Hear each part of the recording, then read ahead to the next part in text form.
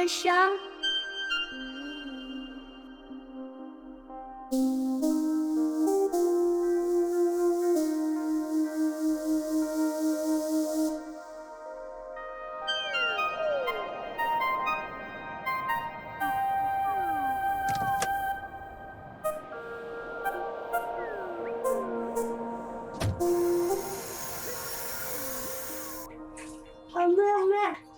ഞാൻ മുത്തച്ഛനെ കണ്ടുപോയി. എനിക്ക് തോന്നിയല്ലോ. എല്ലാം ഞാൻ കണ്ടില്ലേ.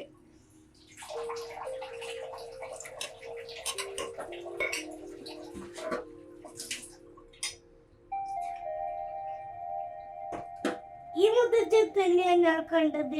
പക്ഷെ നീണ്ട താടിയും മുടിയെല്ലായിട്ടുണ്ട്. പക്ഷെ ഇതിന്റെ മുത്തച്ഛൻ തന്നെയാണ്.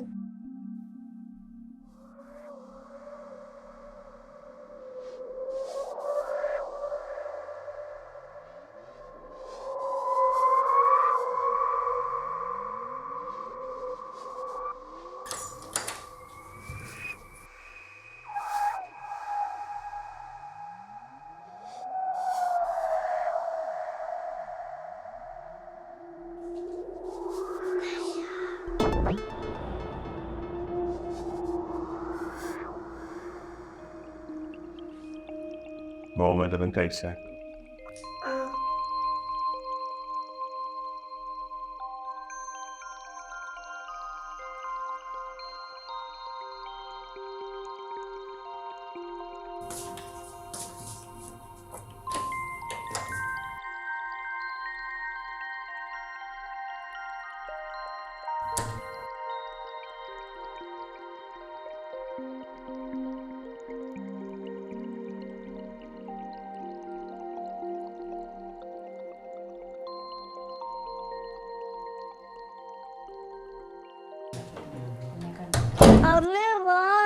ഇത് നമ്മളെ മുത്തച്ഛൻ തന്നെയാണ്. എനിക്ക് ഉറപ്പുണ്ട്.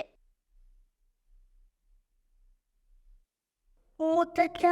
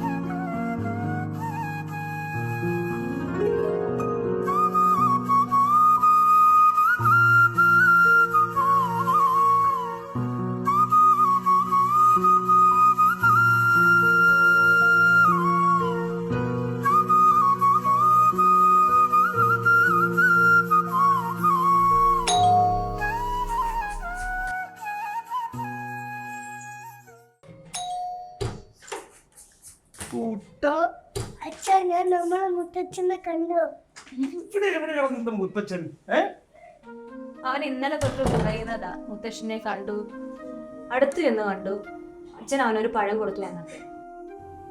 വിനോട്ടാ, അവൻ ഇത്ര ഉറപ്പ് പറയുന്ന സ്ഥിതിക്ക് എനിക്കും ഒന്ന് കാണണമെന്നുണ്ട് വിനോട്ടാ. 2-3 പ്രാവശ്യം ഞാൻ ഡോറിൽ മുട്ടി, പക്ഷെ തുറന്നു. അവന് തോന്നിയതായിരിക്കും. ഒരാളെ പോലെ ലോകത്ത് 7 പേരുണ്ടെന്നൊക്കെയാ പറയുന്നത്. എല്ലാ അച്ഛാ, ഉറപ്പായിട്ട് അതെന്റെ മുത്തച്ഛൻ തന്നെയാണ്. ചേട്ടനറിയോ, 10-30 വർഷം ഗൾഫിൽ ജോലി ചെയ്ത് റിട്ടയർമെന്റ് ലൈഫിൽ ഞങ്ങളോടൊക്കെ സന്തോഷകരമായിട്ട് ജീവിക്കാൻ വന്നത് പാവം അച്ഛൻ. നമ്മുടെ കല്യാണം കഴിഞ്ഞ് ഞാൻ ആ വീടിന്റെ പടി ഇറങ്ങിയപ്പോൾ തുടങ്ങി വീട്ടിൽ ഓരോരോ പ്രശ്നങ്ങൾ. ഒക്കേനും കൂട്ടയക്കാൻ ആ ഏട്ടന് സകല സുഖ സൗകര്യങ്ങളോട് കൂടിയ അച്ഛൻ ഞങ്ങളെ വളർത്തി വലുതാക്കിയത്. അച്ഛൻ പല വട്ടം വിളിച്ച് പല കാര്യങ്ങളും പറഞ്ഞ് പൊട്ടിക്കരയുന്നുണ്ടായിരുന്നു. അതൊന്നും ഞാൻ വിനോദിനോട് പറഞ്ഞില്ല എന്ന് മാത്രം. 30 വർഷം ഗൾഫിലായിരുന്നു അച്ഛൻ. 2 വർഷത്തിൽ ഒരിക്കൽ മാത്രമാണ് നാട്ടിൽ വന്നിരുന്നത്. അപ്പോഴൊക്കെ ഞങ്ങൾ എന്ത് ഹാപ്പി ആയിരുന്നെന്ന് അറിയോ. അച്ഛൻ കണ്ടിന്യൂസ് ആയിട്ട് നാട്ടിൽ നിന്ന് തുടങ്ങിയതോടെ വീട്ടിൽ പ്രശ്നങ്ങളായി തുടങ്ങി. ചെറിയ ചെറിയ പ്രശ്നങ്ങൾ പിന്നെ വലിയ വലിയ പ്രശ്നങ്ങളാവുമായിരുന്നു. എന്നിട്ടും അച്ഛൻ 3 വർഷത്തോളം ഒക്കെ സഹിച്ച് നാട്ടിൽ തന്നെ നിന്നു. പിന്നെ അച്ഛനെ കാണാനില്ല എന്നുള്ള വാർത്തയാണ് ഞങ്ങൾ അറിഞ്ഞത്. ജീവിതത്തിന്റെ വലിയൊരു ഭാഗം സർവ്വ സ്വാതന്ത്ര്യത്തോടും കൂടി ഒറ്റയ്ക്ക് ജീവിക്കാൻ ശീലിച്ച രണ്ടുപേർ, അവർ തമ്മിൽ ഒരുമിച്ച് ജീവിക്കേണ്ടി വരുമ്പോഴുണ്ടാകുന്ന സ്വാഭാവിക പ്രശ്നങ്ങൾ, ഈഗോ ക്ലാഷസ്, റിസ്ട്രിക്ഷൻസ് എന്ന് പറഞ്ഞാൽ ഒരു ചങ്ങലപ്പൂട്ട് പോലെയാണ്. അതിൻ്റെ അകത്ത് പൊട്ടിച്ചെറിഞ്ഞ് പുറത്തേക്ക് വരാൻ രണ്ടുപേർക്കും വ്യഗ്രതയുണ്ടാവും.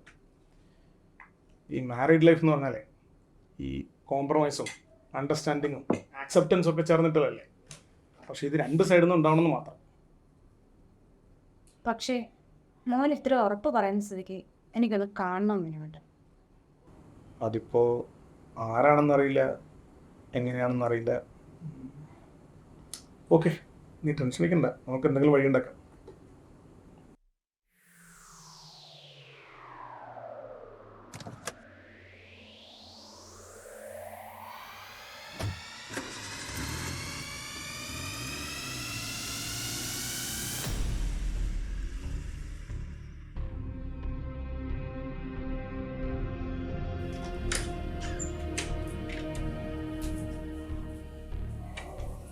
അതെ, എനിക്ക് ഉറപ്പൊന്നുമില്ല. ഞാൻ അദ്ദേഹത്തിൻ്റെ ഒരു സൈഡ് വ്യൂ മാത്രമേ കണ്ടു. താടിയും മുടിയൊക്കെ വളർത്തി ഒരു സന്യാസി ലുക്ക്. പക്ഷെ ബോഡി ലാംഗ്വേജ് കണ്ടിട്ട് അദ്ദേഹമാണെന്നൊരു സംശയം ഇല്ലായിരിക്കില്ല. നമുക്ക് ഈ ബിൽഡിങ്ങിൽ ആരോടെങ്കിലും അന്വേഷിച്ചിട്ടുണ്ട്? നിനക്കറിയാം, എനിക്ക് ഈ ബിൽഡിങ്ങിൽ ആരും പരിചയമില്ല. നിങ്ങൾ വരുന്നതിൻ്റെ ഭാഗമായിട്ട് ഞാൻ ടെമ്പററി ആയിട്ട് എടുത്ത ഫ്ലാറ്റില്ല. പക്ഷെ ഞാൻ സെക്യൂരിറ്റിയോട് ചോദിച്ചിട്ടുണ്ടായിരുന്നു. അവൻ പറഞ്ഞത് അദ്ദേഹം ജബലലിയിലെ അമ്പലത്തിലാണ് വർക്ക് ചെയ്യുന്നത്. അവനും ഉറപ്പൊന്നുമില്ല, സംശയമാണ് പറഞ്ഞത്. പക്ഷേ ഇവിടെ സ്ഥിരമായി വരാറുമില്ല ഈ ബിൽഡിംഗ്. നമുക്ക് ഒരു കാര്യം ചെയ്യാം, വൈകുന്നേരം ഞാൻ ഓഫീസിൽ വന്നിട്ടേ നമുക്ക് അവിടെ വരെ ഒന്ന് പോയി നോക്കാം. കണ്ടുപിടിക്കാൻ പറ്റിയ നല്ലത്, ഇല്ലെങ്കിൽ തൊഴുതിട്ട് തിരിച്ചു വരാം. കേട്ടോ?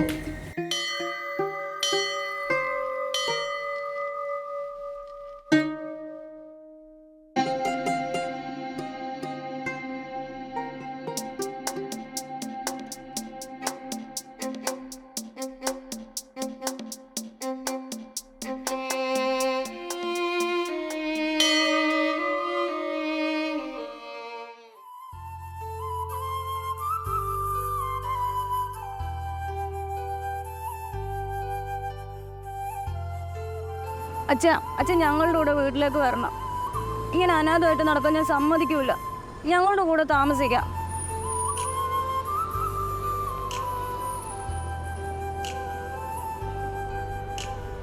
ഇല്ല മോളെ, ഞാൻ സന്തുഷ്ടനാണ് ഇവിടെ. അമ്പലത്തിൽ ചില്ലറ ഉത്തരവാദിത്തങ്ങളൊക്കെ ഉണ്ട്, അതൊക്കെ ചെയ്ത് സന്തോഷമായി. പിന്നെ പൂജയും ധ്യാനവും പ്രാർത്ഥനയുമായി ശിഷ്ടകാല സന്യാസ ജീവിതം ഞാൻ ജീവിച്ചു തീർത്തോളാം. ഇനി എന്നാ അച്ഛനെ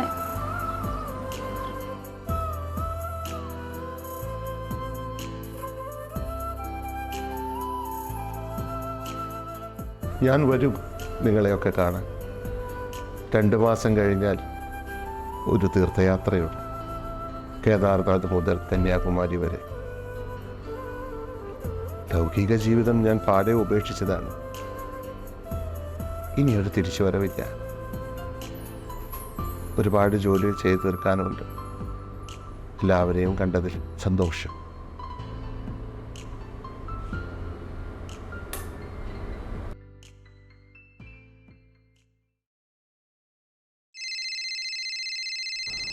അച്ഛാ, അമ്മ.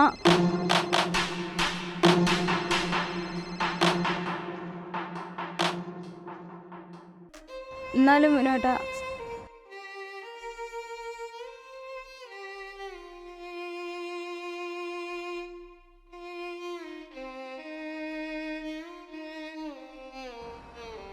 വേണ്ട വാവേ, ഇനി അദ്ദേഹത്തെ നിർബന്ധിക്കണ്ട. അദ്ദേഹത്തിന് ഇഷ്ടമുള്ള പോലെ ജീവിക്കട്ടെ. പരിധിയിൽ കൂടുതൽ വേദന അനുഭവിച്ചു കഴിഞ്ഞാൽ ആരായാലും നിശബ്ദനാവും. പിന്നെ അയാൾക്ക് ആരോടും പരാതിയുമില്ല, പരിഭവങ്ങളുമില്ല, പ്രതീക്ഷകളുമില്ല. നിങ്ങളുടെ വിസിറ്റ് കഴിഞ്ഞ് നിങ്ങൾ തിരിച്ചു പോകുന്നതിന് മുമ്പ് നമുക്ക് അദ്ദേഹത്തെ ഒന്നുകൂടി പോയി കാണാം. അദ്ദേഹം സമ്മതിച്ചാൽ.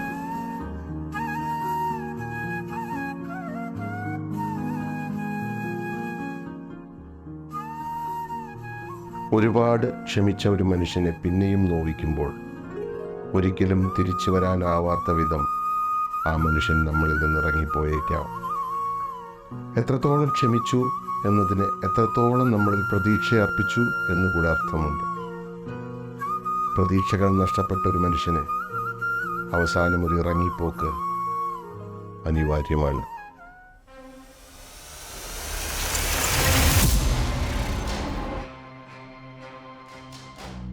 പുഞ്ചിരിക്കൂ